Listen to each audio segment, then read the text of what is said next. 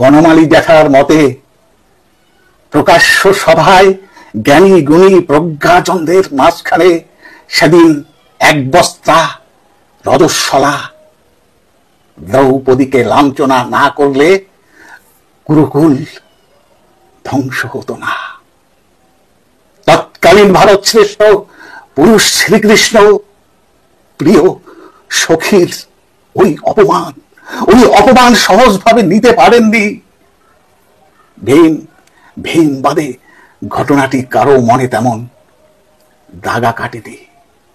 অর্জুন পর্যন্ত যুদ্ধের মাঝখানে মিউ মিউ করছিলেন,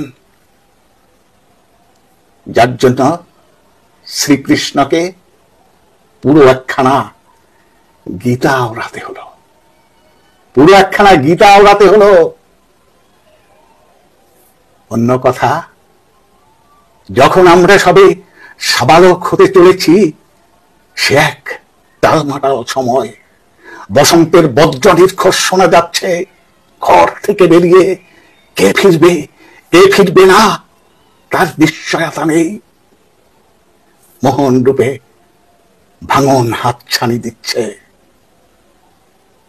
তরুণ মনে তখন এক মহা উত্রল। বনমালী জ্যাঠা তখন একদিন বলেছিল, দিক ভোলা হোসনে এমন কিছুতে জড়াবি না যাতে মানুষ দীর্ঘ নিঃশ্বাস ফেলে ফেলে কাঁদে। মানুষের দীর্ঘ নিঃশ্বাস চোখের জলে পাহাড়ও নিশ্চিহ্ন হয়ে যায়। জ্যাঠার কথা অমান্য করিনি, পথ ভুলও হয়নি। দ্রৌপদীও কি সেদিন দুহাতে লজ্জা স্থান ঢেকে আকুল হয়ে কেঁদেছিলেন? শ্রীকৃষ্ণ তো সেখানে উপস্থিত ছিলেন না।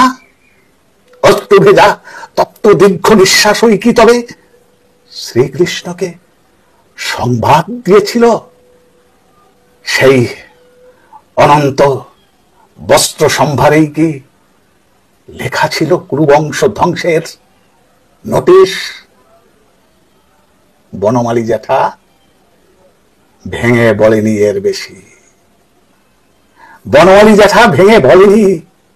এর বেশি। নমস্কার। সংলাপটি লিখেছেন মাননীয় বাসুদেব মালাকার।